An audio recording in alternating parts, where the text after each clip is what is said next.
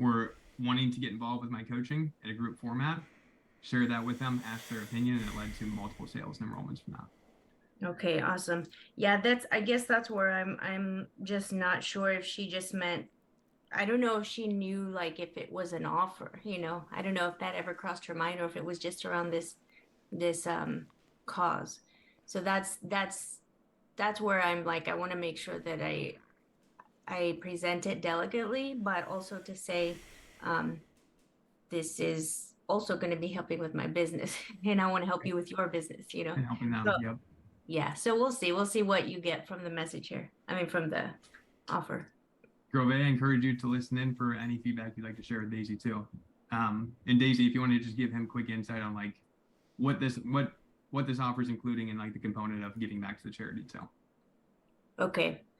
So the end result of this offer is that I will work with, let's say, at least 5 women who support this cause, but they also need help just to get their business off of the ground in regards to um, like getting themselves onto a path of freedom because they know that they're putting in the right activities every day, developing their skills where they're going to be able to generate income on their own, you know, off of their business.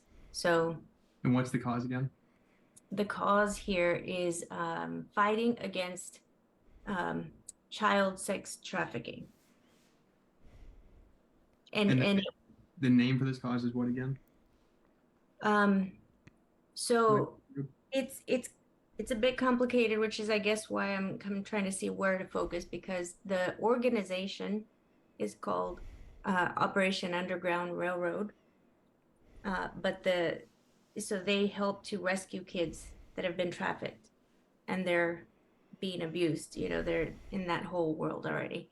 So their organization is like gets people boots on the ground, actually works with law enforcement to rescue them, and then also the aftercare. So helping survivors rehabilitate and heal and learn skills and things like that.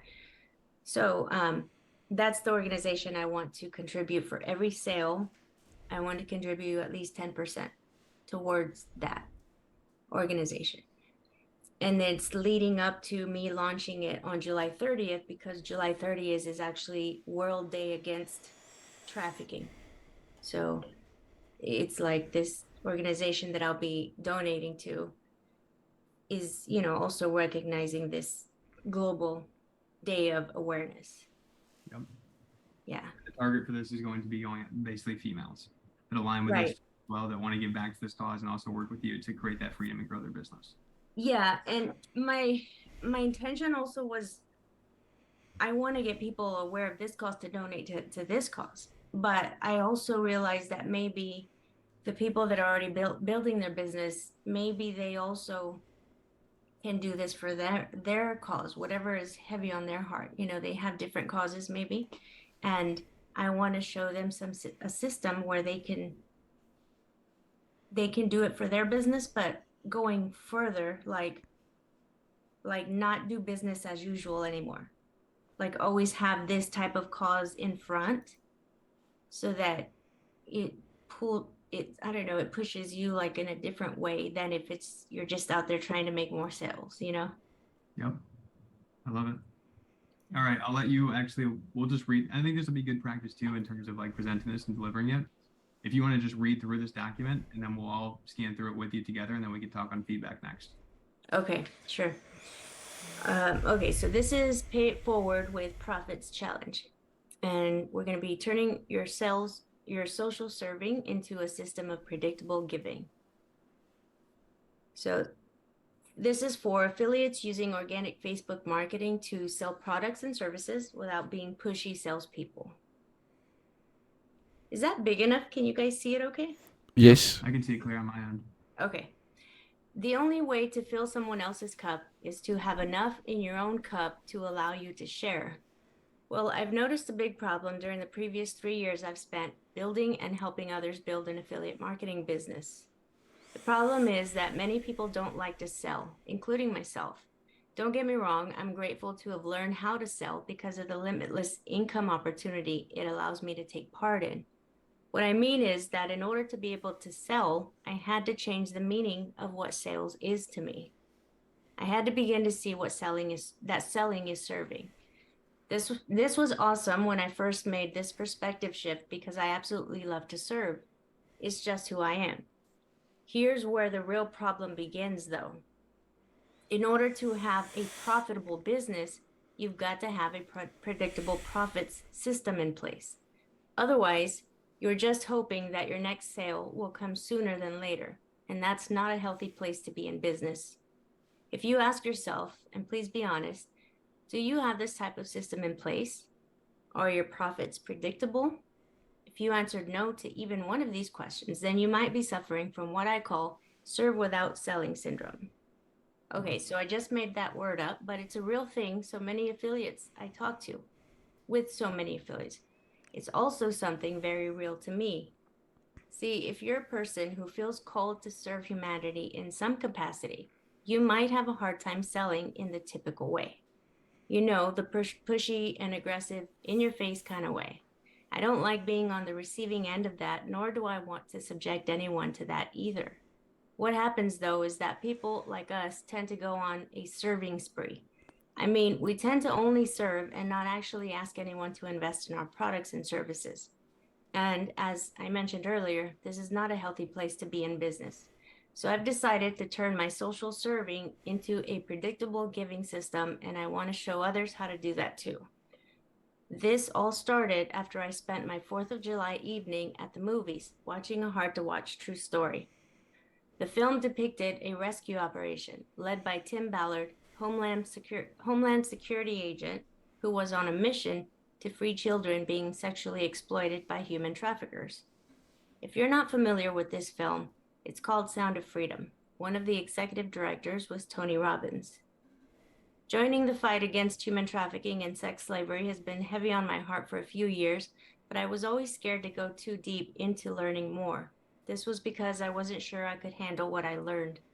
I finally realized this makes me useless in the fight against this global crime.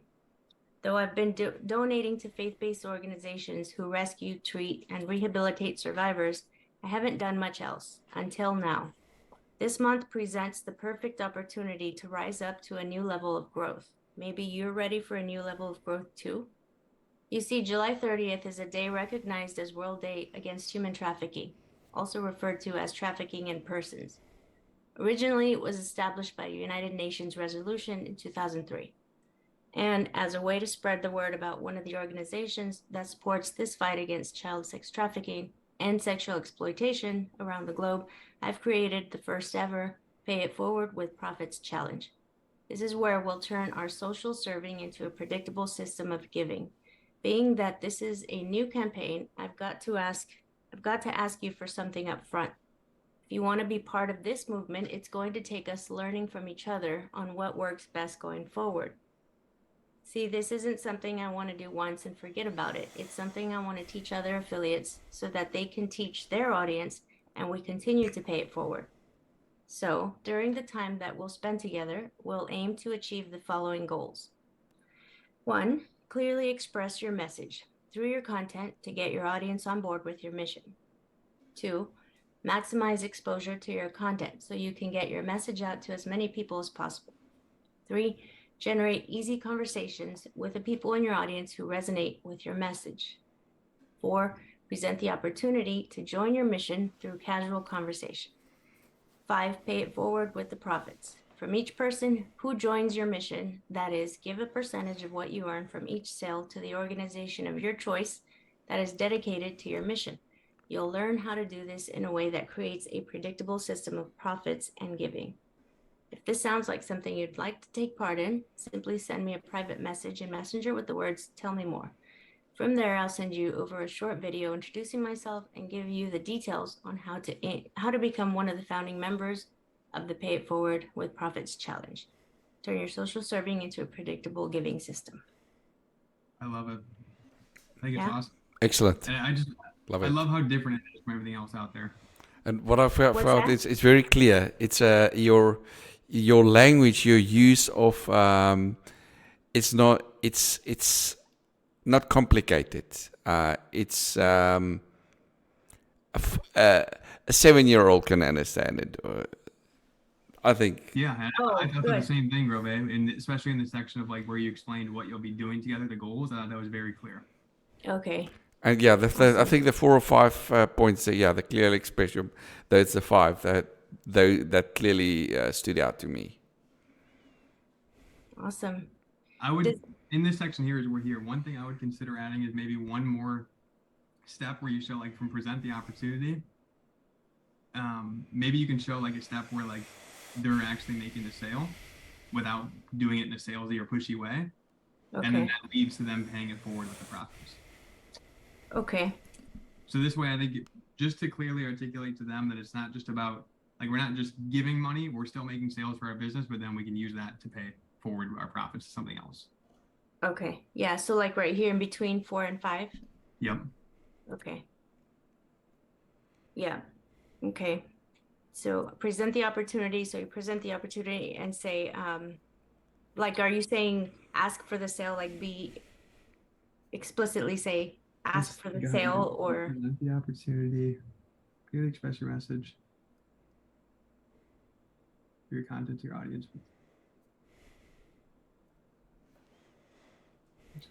Hi, Amir. Welcome.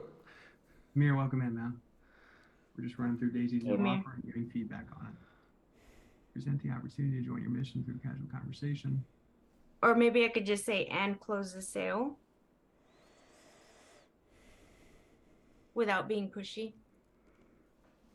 Yeah, it could be like enroll new clients into Okay. your programs that align with your mission. New clients into your offers or programs that align with your mission. Here.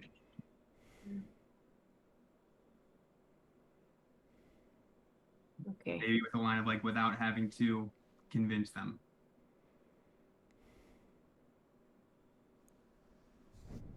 Okay.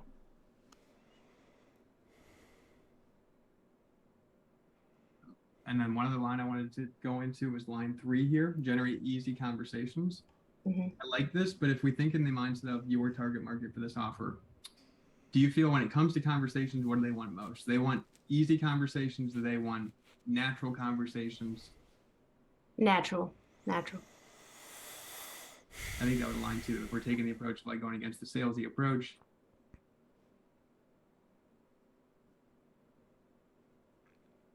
People in your audience who resonate with your mission. and want to find out more. Okay. Resonate with your mission and want to find out more. Or want to work with you. Want to find out more or want to work with you.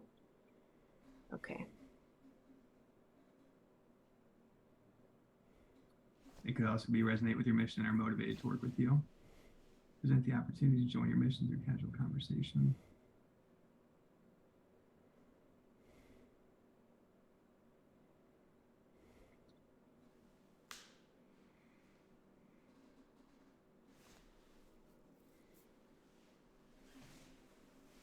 So another thing to consider with this is like if you're going to be teach them how to create, because I think one attraction point for this market is like if they're against the pushy salesy approach, they may really align with this approach of like using offer documents like this to kind of do the selling for them or to let that person make the choice.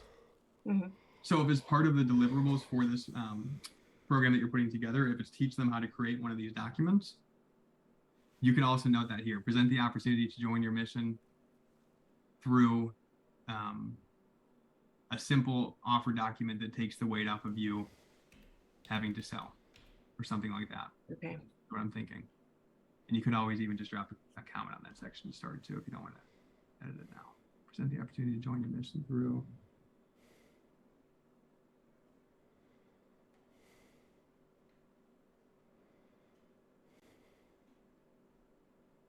Present the opportunity to join your mission through a simple offer document that And then one other thought on that line too is it could be present the opportunity or extend the invitation.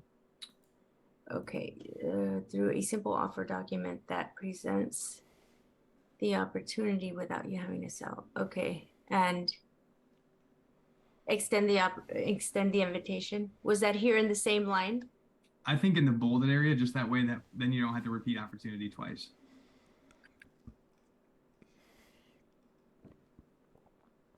I think that flows well. Generate natural conversations, extend the invitation, enroll new clients. Yep. Mhm. Okay, let's go up from here a little bit.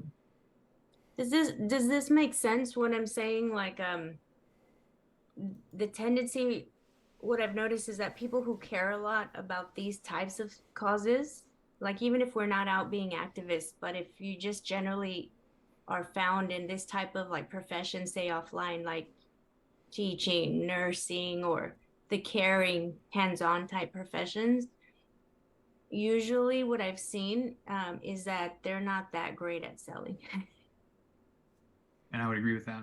because they're more just serving. Yeah. Yep. Does that make sense? Like that makes sense to you guys?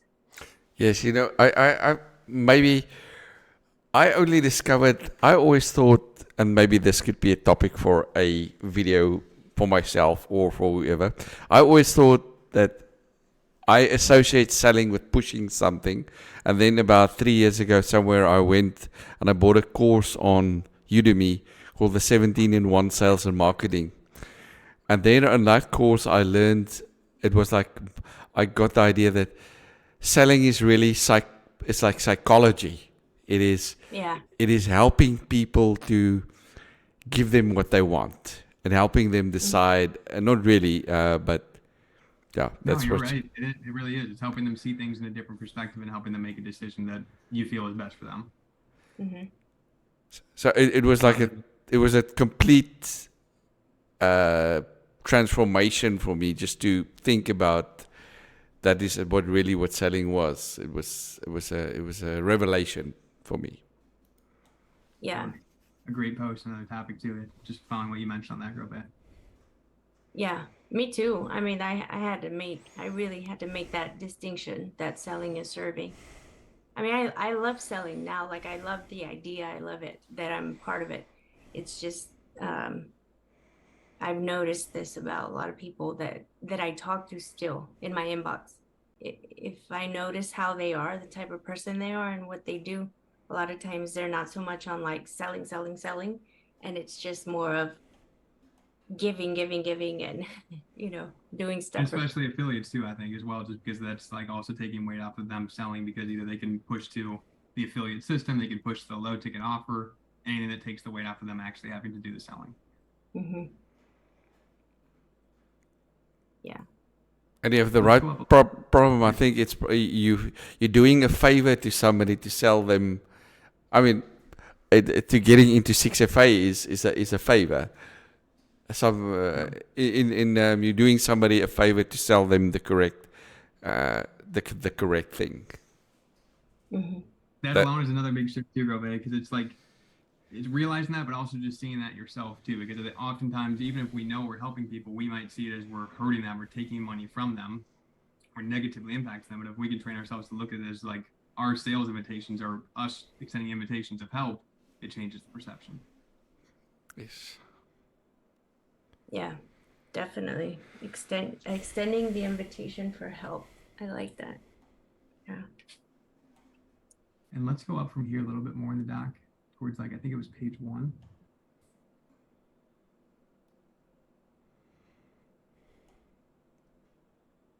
So it's using organic Facebook marketing to sell.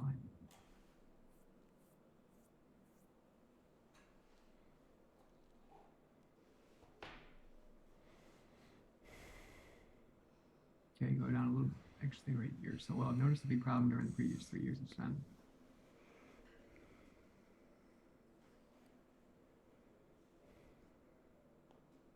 So small things like this can be added in throughout the doc to help make it a little bit more psychologically attractive, such as like the line where it shows, I noticed a big problem during the previous 3 years I've spent building.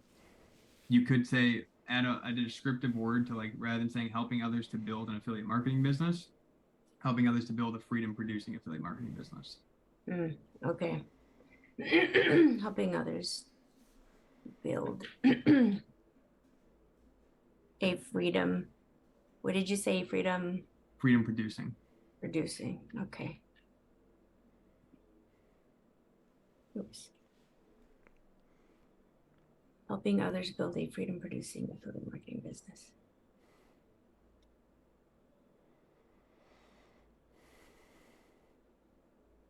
Okay.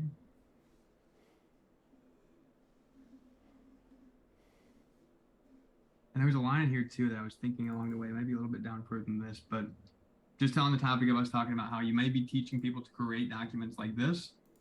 I think this is a strong, solid document that as people read this, they'll be attracted to it alone just by reading it. But you can also show some confidence in you writing it by showing like you'll help them to create documents like this to sell their offer. Whoops, almost just broke the glass. Okay. You mean saying that through here, through the. Yeah, I was, and there was a Okay. point where Mm,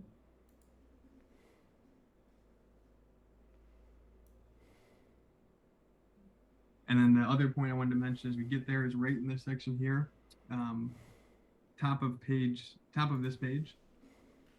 okay. At the top of this Great. page right here. Yep. In order to have predictable profits, you gotta have simply, otherwise just hoping the next sale will come sooner than later. And that's not a healthy place to be in your business.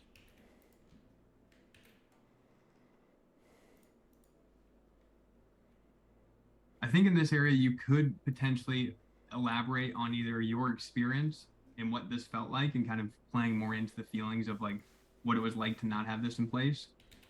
Okay. Yeah, right Or here. even as like you started to focus on serving and you made some sales, it just wasn't consistent. Yep. Okay. Let's see. Right after this, in order to have profitable business, you gotta have predictable profits. Otherwise, you're just hoping. Okay, so right here, I can say sooner or later, and that's not a healthy place to be. Okay. So I'll just say share about my Your experience. backstory. Yep, exactly. I'll come back to it. Yeah. And we want to relate to feelings that they may have with that. Okay. And that way we can ask them from there. If you ask yourself this, please be honest, do you resonate with this or are you experiencing this in your business now? Do you? Okay. Which flows really well into that. Yep. Do you experience this? Oops.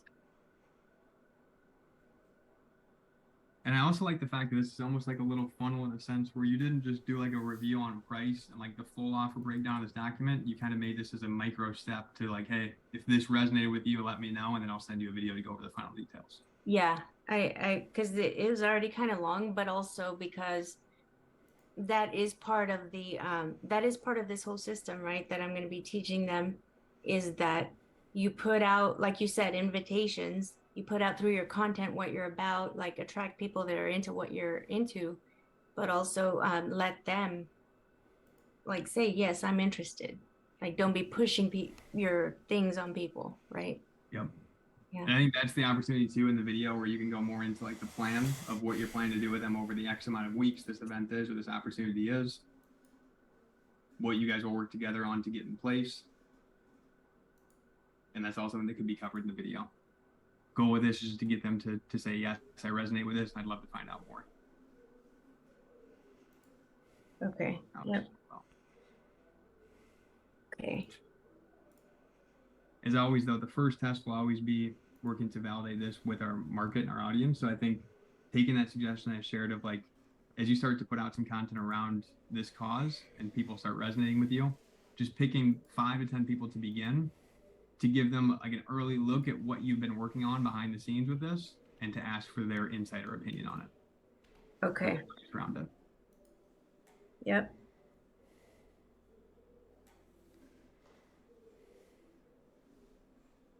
Okay.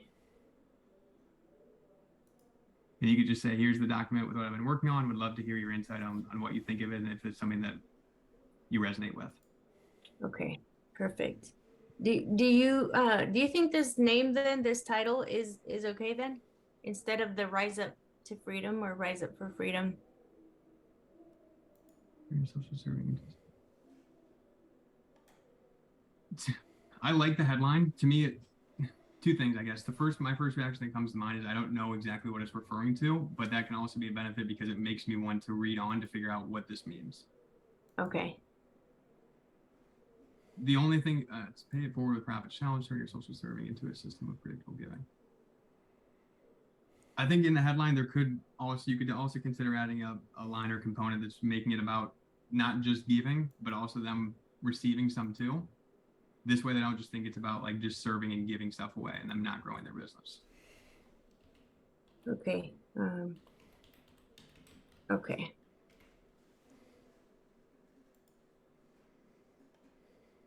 Like turn your social serving into a system of trying to think how we could word this. Something along the lines of that allows you to grow your business while giving back to the causes that you align with most or that mean the most to you. What was the first part you said? Turn your business into. These is all just kind of spitballing off the top of my head, but just thinking What- around like. What about growth, predictable growth and giving? Turn your social serving into a system of. Yeah, I like that. That adds that component to it. Okay. Or a predictable business growth and giving? Or no, just growth?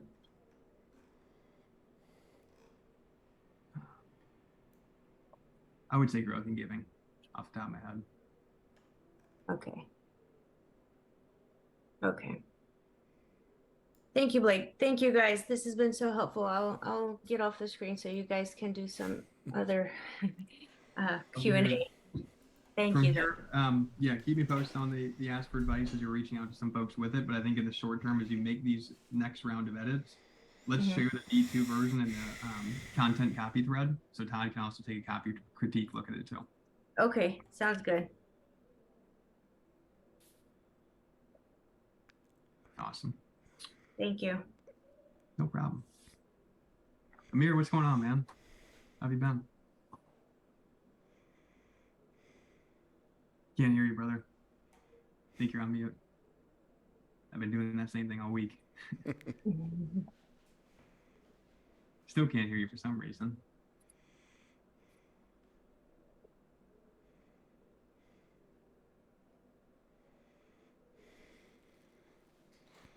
You grab a drink really quick.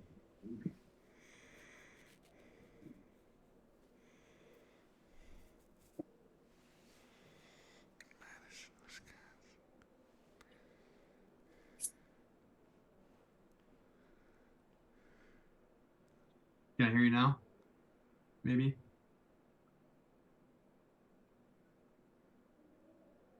I don't know what's going on, man. Sorry it's happened to you. If you want to just type in chat, would love to hear. I know last we talked on a group session, you were kind of focused on ramping up the reels this next month. And now that we're 19 days into July, I would love an update on how things have been going this month.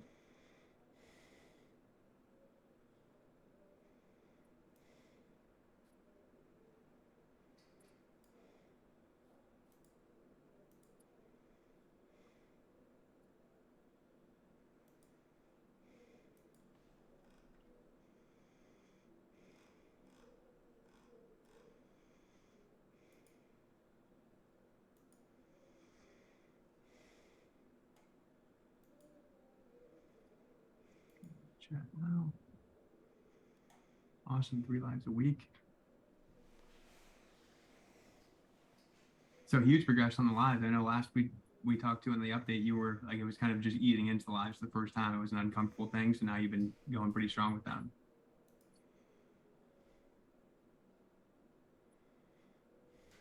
Good to hear.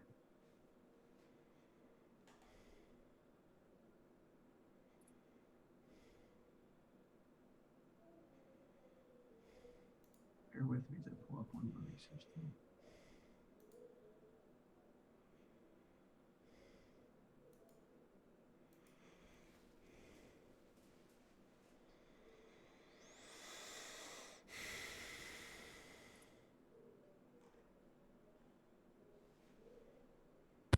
Here, man.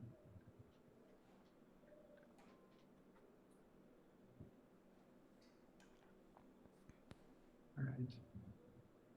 If anybody has any specific questions for me today in the call that they'd like to go over next, feel free to drop those in the chat. on a couple calls this week. Topic of conversation has been around delivery. So if nothing specific to go over in terms of questions, I have a document in the lesson I can share on some value for delivery to you guys. Yes, please. As I said, many times we don't know what to ask. So this document I'm going to run through is actually going to be specifically around kind of more so on the transition of one-to-one to group, but I know many of you here are working at a one-to-one level with clients. So as you're going through this, there's going to be a lot of principles that we can take and apply over to what you're doing at a one-to-one level too. But I think this is just overall really helpful in terms of perspective, whether you're serving people on a one-to-one or one-to-many level, some good frameworks and principles to keep in mind. I will share this document with everybody in here after. I won't read through the whole part, but basically this whole first document, as I wrote up here, is just all about the transition from that one-to-one to group level and how to keep the support and intimacy and effectiveness in the call still in place when you go from having one person on the call to having 5 to 10 to 30 people on the call. So let's go down here. Components I look at, and I didn't kick it off with this call as we dove into things right away, but you guys have, for all the calls you guys have followed along with me here, you typically see that I start out with something similar to this, where I'm starting out with a little presentation that typically goes over wins first. I always kick off the call this way. And same with on a one-to-one level. I always encourage everyone here when they're kicking off their one-to-one calls, start with some good dialogue around positive things. Wins, how the last week went, what went well, and give some congratulations around those. I'll talk on this more later in the document, but even on a one-to-many level too, as folks are sharing wins, call out, like congratulate them on that win itself, and also encourage other members in the group to congratulate them too. Because the goal as we have more people on the call is to try to keep them all engaged and involved. One thing I know at the top of the page of the document is the last thing that we want to do is make a few people feel like they're getting attention and other people feel like they're left out. So you'll always notice I try to make effort in cross-applying lessons. If I'm talking to Daisy now on her offer document, in the back of my head, I may think, you know what, Grove is working on his offer document too. I know he's on this call, so I might drop his name and say, hey, Grove, check this out too, because it'll be helpful to you.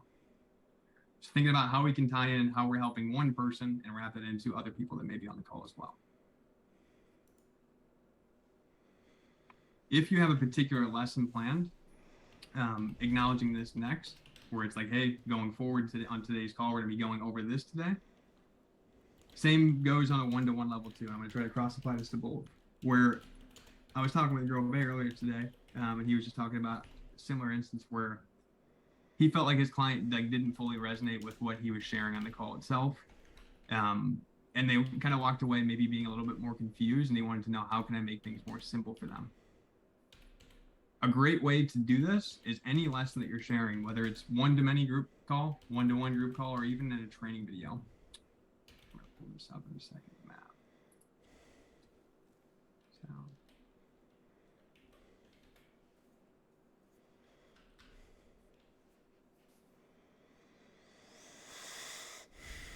Try to start off the call, on if it's on a particular lesson, with what are we covering today?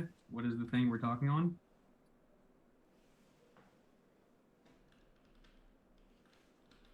Why are we going over this?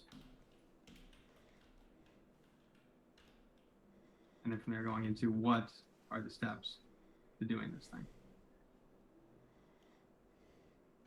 In Grove's instance, he was sharing how he was talking with the client about posting in target groups. And this was a client that was very new to the organic world.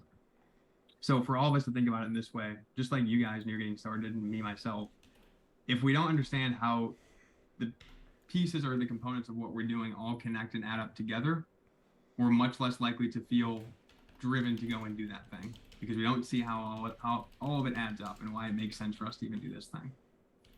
But if we can focus on our lessons of explaining what are we doing and why are we doing this, this is giving them that foundational clarity to understand, hey, this is why we're talking about this. This is why it's so important. And then from there, this is how we're going to go about executing it. And if you guys reverse engineer, think like as you're watching my calls, training videos in 6FA, typically I'm always using this as a guide. And a lot of times I'll even have a document that I'm pulling up for the presentations, literally going over this to start. What are we talking on in this video? Why are we talking on this? What are the steps to doing it?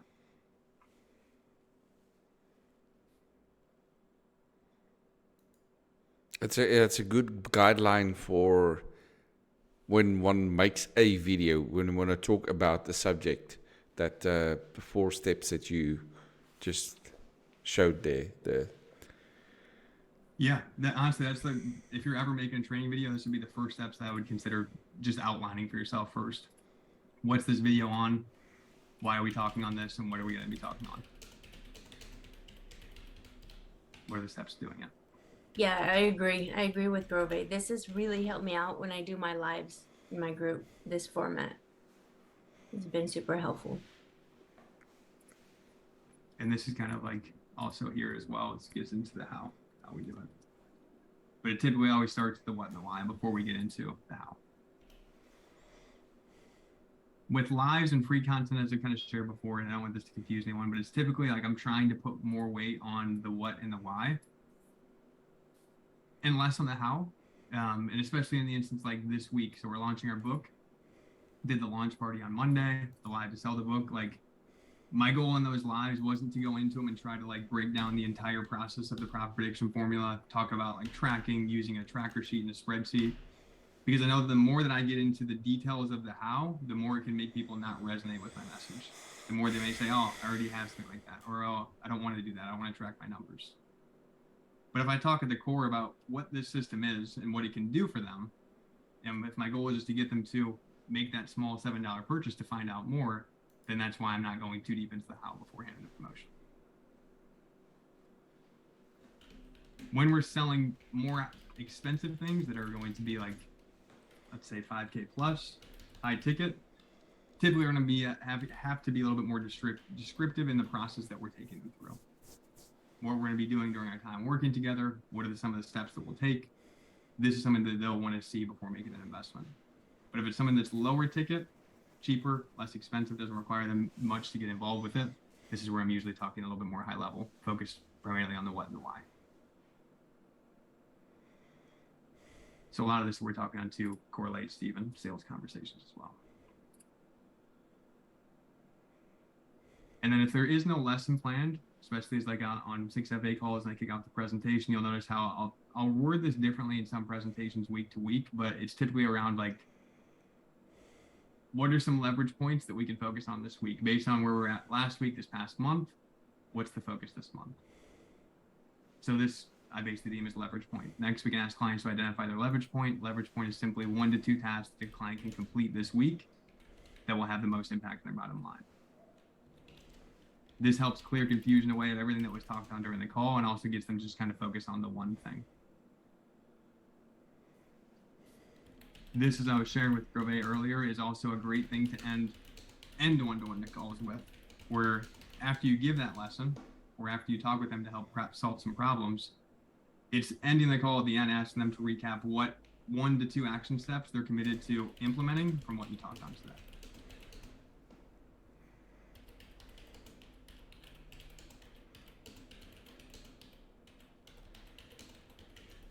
And then step 4, uncover and solve obstacles.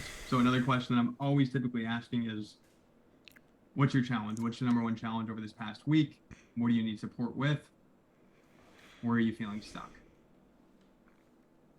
Now, in this question here, let's say we ask this, and this again can be on one-to-one or one-to-many level. What challenges are you facing? Where are you feeling resistance? Or feeling stuck? Why may our clients not answer this? I'm sure you guys have seen instances on call before where I have asked this and maybe nobody responds. Some people respond, some don't. Why may that be? What challenges are facing?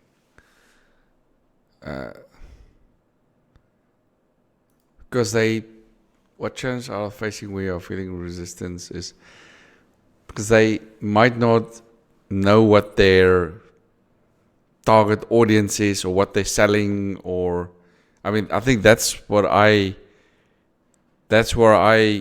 usually kept quiet and I didn't answer because I didn't know what I was selling. I didn't have an offer. I didn't have clarity about what I'm actually doing. There you go. For you guys alone, like if you ever remember moments on 6FA calls now or in the past where maybe like you had something that you wanted to talk on. I know this happened to me in many group calls before, but maybe you didn't express yourself. Maybe you just kind of hit it and just kept it to yourself. Why may you do that? That's also why I didn't take part in any of those the calls. I mean, measuring the sheet where how many messages you sent and all that. Because I didn't know what I was doing. I didn't have an offer, and that's why I didn't participate in it. Yeah. It's great to know. Anybody else have thoughts on this?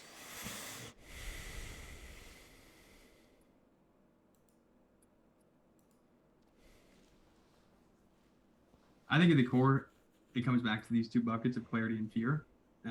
I know for me, especially early on, some group calls, like when you're in the early stages, you're afraid to say the wrong question or say something that maybe makes you look not as educated or not as smart.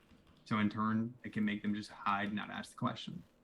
Some people even go to the extent of avoiding coming to these calls and not showing up to these calls because they don't want to be in front of people expressing themselves. I think as a coach, the more that we can challenge that, the more that we can remind them that no question is a dumb question. And I'm here to help. You guys have probably remembered many calls where like I'll even start with this question. Sometimes nobody will respond. And I'll sit there and wait and say, I know very well that all of you on this call have something that you're dealing with some resistance around or something that you're feeling stuck with. And just ask them to express it. Say, nobody's here to judge. No question's a dumb question. Fire away and let's talk about it. And it's helping break that ice in a way where they feel comfortable and open to expressing themselves.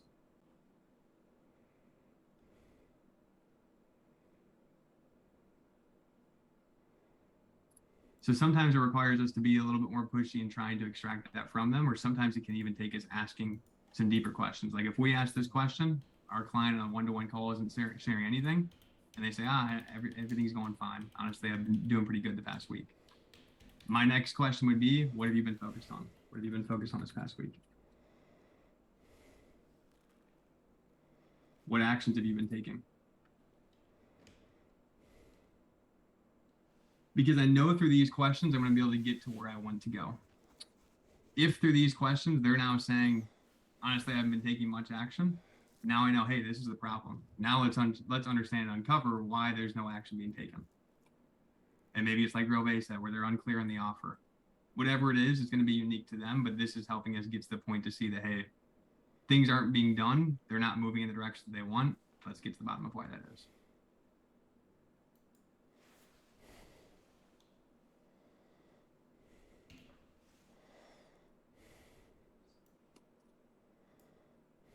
And yeah, as we're talking through this too, guys, feel free to chime in and ask questions or inject thoughts as you feel as well. I just thought, yeah, if that's just all back to staying quiet is because I didn't know what I was selling. I didn't have an offer, and once I got the clarity of what I was going to do, ideal client and all that, then became a lot easier to ask questions, and then taking action, acting on the things, acting on the training videos, and then that helped. Just going and doing the things. A great thing to consider, Rove, for you going forward with your clients. If you know you're working with people that are in that stage where you're helping them create the online offer or create the system, relating to them in a sense where, like, if you're noticing they're not expressing themselves and maybe it's because they're unclear on that thing, you could call that out and say, I know for me early on when I was getting started, I struggled to get clear on the offer and creating that. And because of it, it made me not want to show up on with my mentors calls and asking questions. And just say, I don't want you to feel that way. If you're feeling stuck with offer, let's talk about it.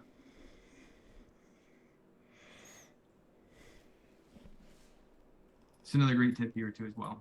So 2 ways this goes about. So let's say, for example, we ask this question, we're uncovering some things, and the client shares that he's struggling with messenger conversations. And that's what they say first. So obviously this is being stated, the next thing I'm going to do is try to go deeper with this and get more descriptive explanation around what this is. So what about messenger combos right now has you feeling stuck? Is it starting the convo? Is it asking for the call? Is it asking for the sale? What is it that you're feeling stuck with? This is all helping me pinpoint how I want to take my guidance for them. Going back to this. So 2 ways I go about this, and you guys have probably seen this before too. I'll either ask when we get clear on this and we see it's, let's say it's initiating combos. I'm getting ghosted on outreach messages. You may hear me ask a follow-up question like, in your opinion, why do you think this is happening? I'm not asking this question to make anybody feel dumb. I'm asking this question to understand their thought process behind the thing. I want to understand how they're looking at the thing itself. In their mind, if they say, honestly, I have no clue, then I know they're probably missing some clarity on what needs to be done to start conversations. If they say, you know what, maybe I've been a little bit pushy and I need to tone it back to being so pushy on the first message, now I know that they actually have an idea of what is in mind that's a good move to make to start to solve this. So let's say I'm being too pushy.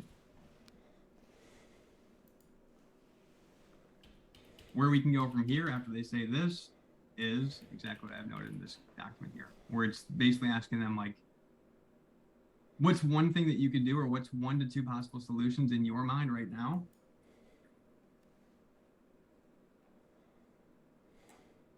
to improving this?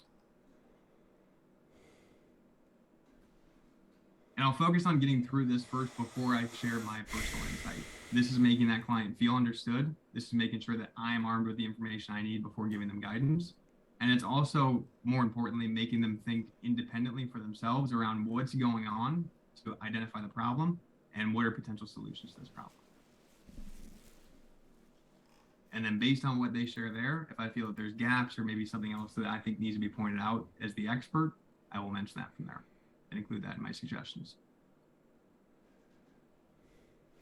But this is also training you guys to think about this rather than like always relying on answers from the coach, or not in a sense where you don't want to use us, but you guys should be using us to your highest ability, but you should also be taking time to try to problem solve yourself and think about it first before coming.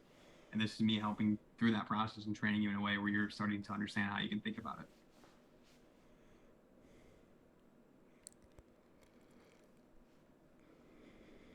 Make sense on that? Yes. And I wish I could hear Amir. I see him making some comments, but I can't hear him.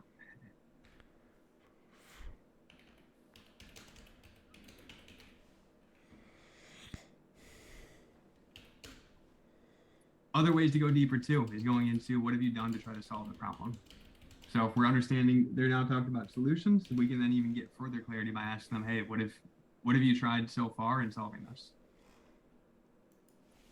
If the challenge was messenger combos and they're getting ghosted on the outreach, and they understand they're being pushy, but they have not tried sending a different message and they're sending the same copy and paste message every time, then I quickly know that that's my first area of suggestion. Hey, we're going to mix up the messages to this, and we're going to test this over the next month. If I know they already tried that and they're still not getting any traction with it, then it's going to require us to go deeper and figure out why that is.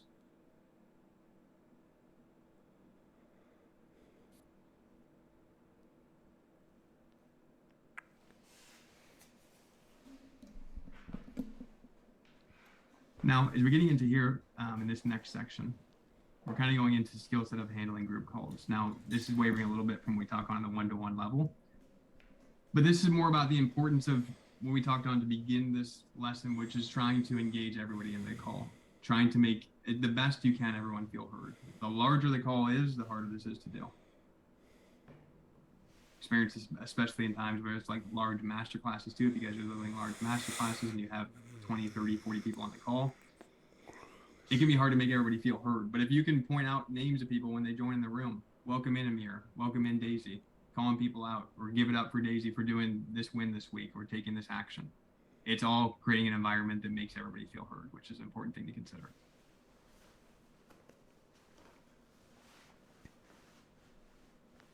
Next thing is coach. This is, to me, why a lot of other coaching programs out there, I do things a little bit differently in a sense where if I, to me, came to every one of these group calls with a lesson like this, yeah, you guys would be super pumped up and excited because you're learning new stuff every week. But in my mind as a coach, I'm complicating things for you more because I'm just constantly throwing new information at you. My job on these coaching calls is to not always just give new, is to help focus on the few things that we need to get the results to where you want. That's why we spend a lot of time going into problem solving with that, finding solutions, and me asking questions to go deep on that. And I truly believe the best way to coach is to ask questions. Like, you can't just coach based on you asking one question, seeing a person's challenging with Messenger, and then you just kind of spitballing and saying, do this, do that, do this, do that. It requires you to ask questions, understand, diagnose, and then prescribe. Blake. Yes. Oh, I can hear you now. What do you do if client asks you a question but you don't know how to answer it? Great question. Actually, just talked about this with the Grove too. Just happened to I me think one of the easiest- many times. I think one of the easiest traps to get into in coaching is, like, as a beginner coach or even as an affiliate, when we're helping people with products, is that's the one thing in the back of our mind that we're really scared of. What if I get asked a question that I don't know how to answer? And I want to alleviate that fear for you right now and remind you that you do not have to have all the answers. If you don't consciously know the answer to the question, it's okay for you to say, honestly, in my experience, I can't speak for that. And then basically go on from there. Just be honest with it. If you don't know it, be honest, but don't feel like you have to come up with some crazy answer for every question that comes up. And if it's something that you feel like maybe you should know, if it's in the direction of something you should know, ask them again what they mean by it, or ask a deeper question related to it. So kind of deeper. And I can give you an example. Can you think of anything where you were asked and you didn't know the answer? No, I just thought of this question that if this instance does happen to me, how would I approach it? So, like, let's say the person asked, how would you suggest I run ads for this new offer that we're working on? Maybe from there, you don't know how to answer that because you wouldn't guide them to run ads. You don't know anything about ads.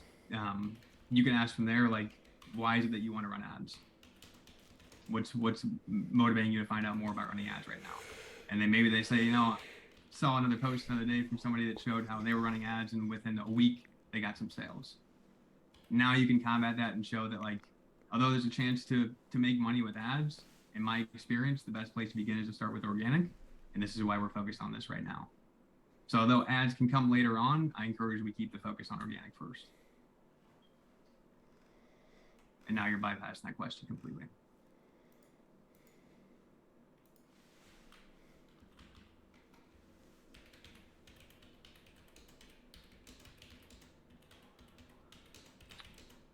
Another component of this in a group level too is in this example here. So you can see in this text, John has a really good question. John, I'm going to give you a minute to unmute. You're going to take 1 minute to give me some context, then we'll spend a few minutes problem solving this together. I did this at the beginning of the call with Daisy, where number one, I wanted her to explain for her to practice herself in talking about the thing, but I also wanted Grove on the call and other people on the call to have clarity in what she was sharing. So I first called out, gave her the spotlight, gave her 1 minute to share that, and then we went in to talk about it afterwards.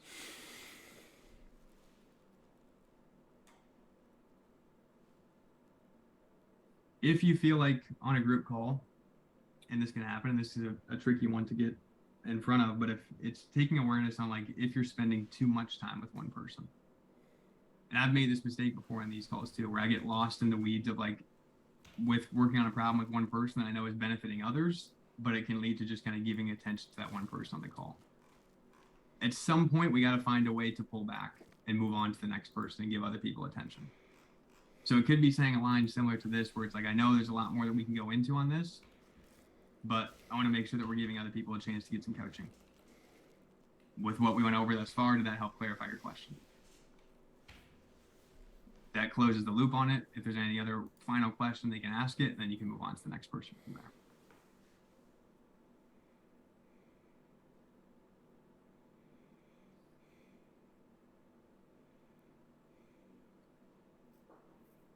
These questions I just put down for mindset specific blocks. When it comes to like people feeling pushy in Messenger or feeling like misaligned on sales calls, a lot of times, in my opinion, coaches are going to immediately go into like tactics, follow this framework instead, do this instead, use this guide instead. But a lot of times it's really just helping that person understand what's going on in their head and why they're thinking that way. That alone can help them create awareness and in turn feel alignment in what they're doing. And it's less about just throwing out more tactics or frameworks at them. So a great way to get to the bottom of this is asking them these 3 questions. What are you feeling? How does it make you feel? And how does it make you feel about you?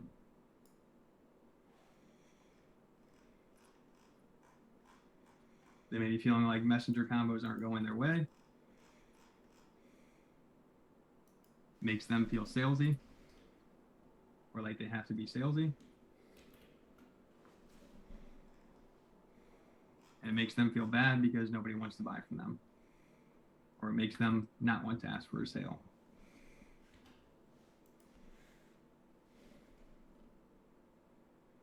This is helping them understand their mindset behind what's going on, how it's making them feel, and how we can then help them as a coach to look at things differently. Like we talked on with Daisy this morning, we're not selling, we're serving, and working to retrain that thought process. A lot of sales is really internally how we look at ourselves too, and how we look at those around us. If we're looking at ourselves as not worthy, not good enough, like we're being pushy or being salesy, there's no framework or tactic that can solve that. It's first understanding that this is the way that I'm looking at myself in the sales process, and this is how I need to work to change this habit going forward.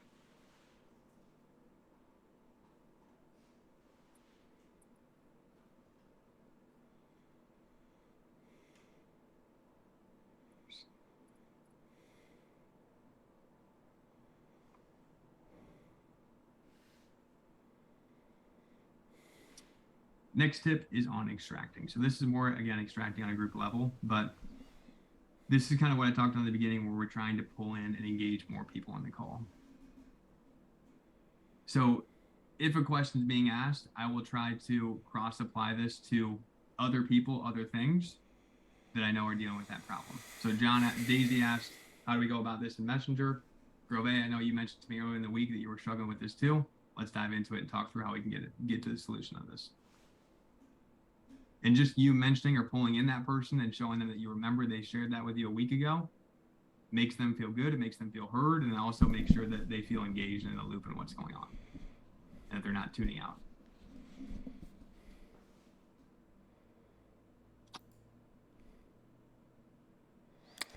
Yes, Well,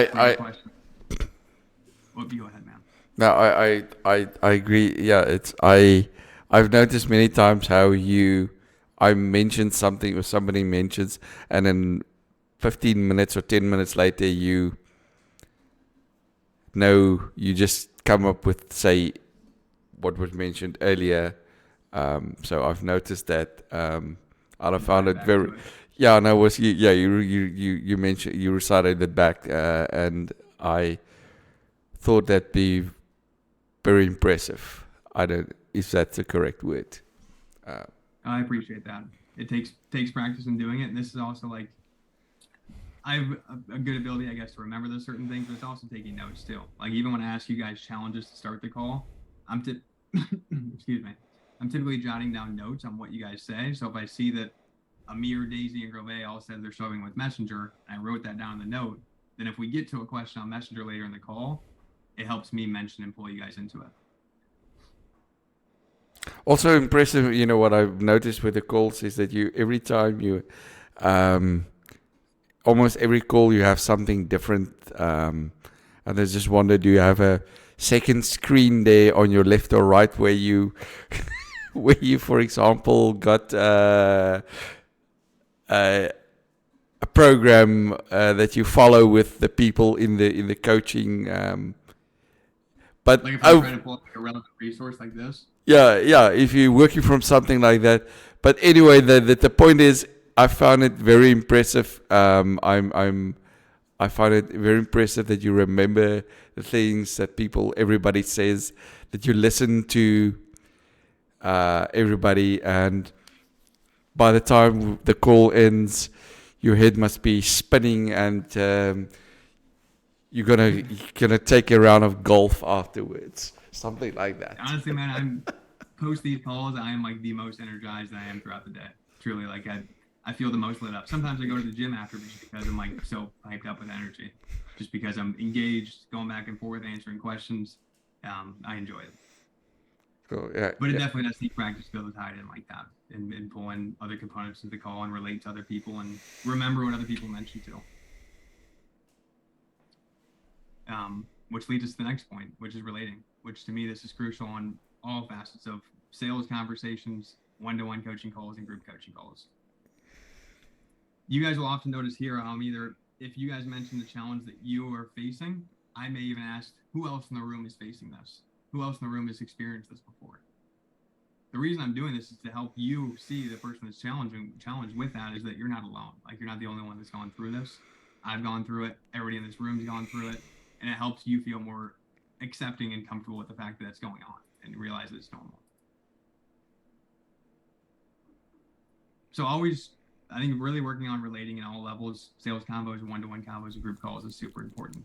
And just being vulnerable and open to tie in how you once experienced that same pain as them and sharing an honest story on it. Or if you know other people in the call that, let's say I talked to Grove last week in a one-to-one call, and I know he was dealing with this too.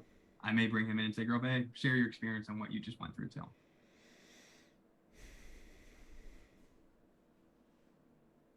So this could be just ask if they experienced something similar, asking them what their biggest aha was, ask they're going how they're going to apply that aha on their own. I want to come back up to this too, because this reminds me of what Amir asked before around how can we reframe questions if we don't know the answer to the question. Could be as simple as this, Amir. Okay, John, so you mentioned you're struggling to book calls or struggling to run ads. Let's insert a topic here that you don't know how to answer. Can you share with me a bit more on what you mean by that specifically? So sometimes we won't want to answer a question just because we don't really know what they're asking. It may just be like not worded in the right way. And it requires us to ask them another question to go deeper in what do you mean by this?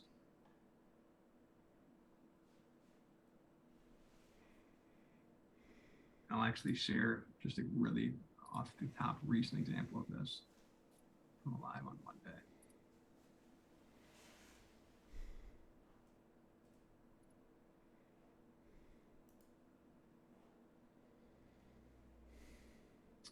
Where did this go?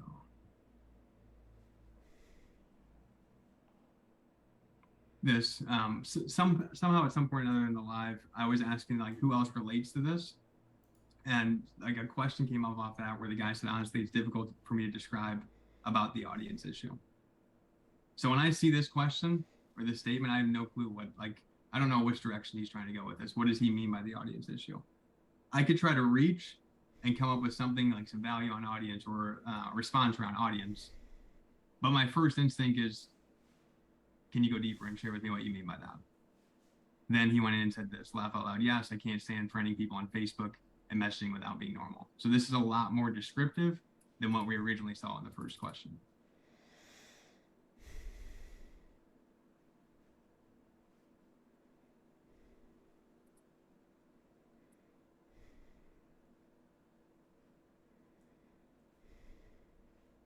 And that's the core of this lesson today. Kind of 4 components: acknowledge, coach, extract, cross-apply, and clarify, and relate.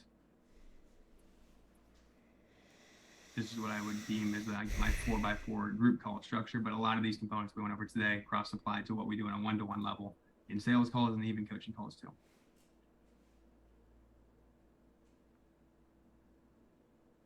Any questions on the on what we went over here today, or anything around the topic of client delivery?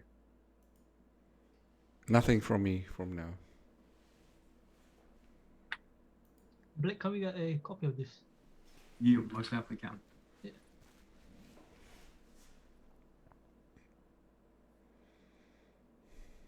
What's one takeaway from this that everyone's going to implement going forward? let me know in the chat or over audio here. It's definitely giving me a better idea of how to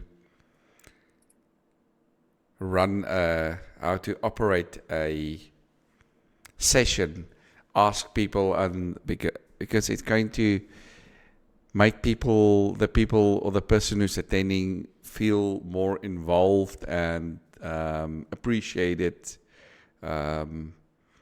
build trust, I think. Yep, 100%. I think for you specifically, Grove, one takeaway that would, or one action step that would be relevant to what we talked on before is like with you sharing how you felt like you were complicating things in your last coaching call.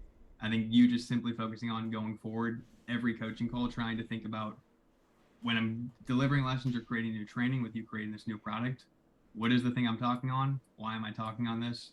And what are the steps we're going to do for it? Yeah, that's going to be the most valuable, yes.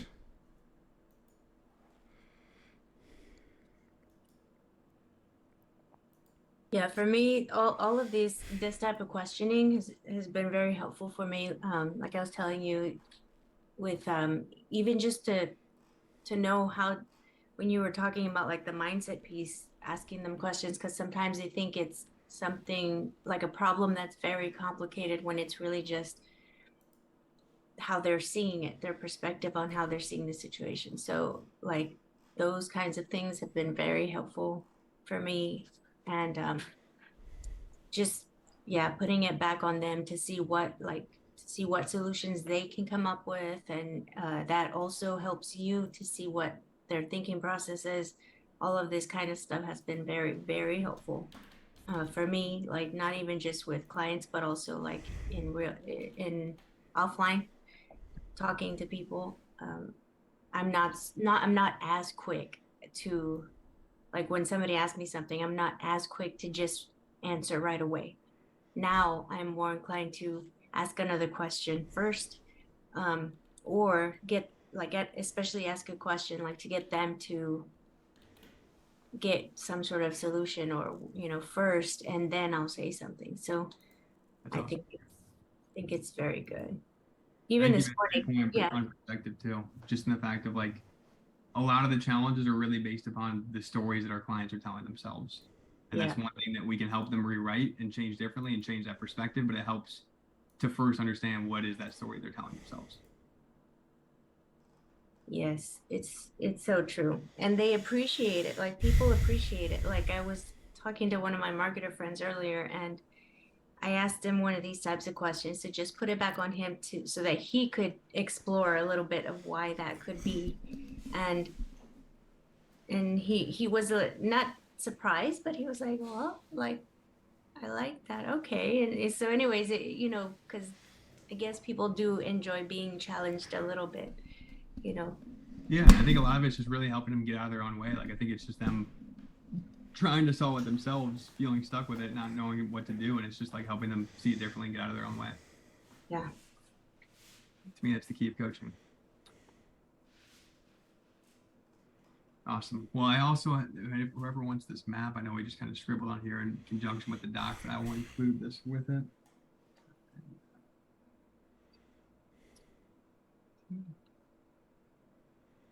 Drop this in the chat. So actually, we did drop that. So doc is in the chat. I will drop this map in next.